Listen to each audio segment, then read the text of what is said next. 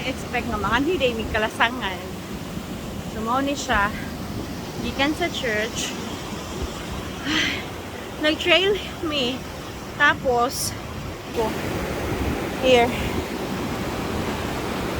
Grabe. Nice kay ang kuan guys.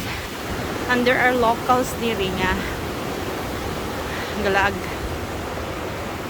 Hi. So this is the very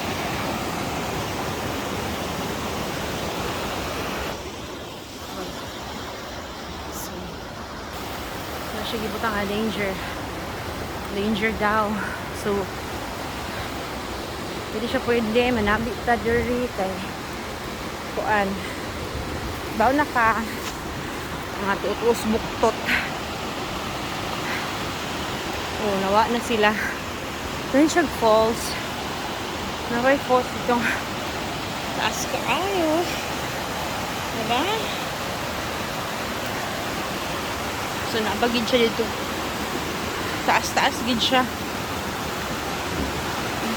The falls. Oh. There you go, the falls. Huwag nyo lang siguro kung paabot dito kay taas na siya. Kunya akong boots. Boots na ako. And then, angat lang. Medyo wala yun sila. Ugasan ako mga kauban. Oh my gosh.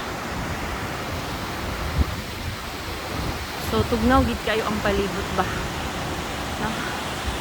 Tugnaw gid siya. Kumusta ka niya siya kung mag-snow? Diri, no? So, bye sa lang ta for this episode.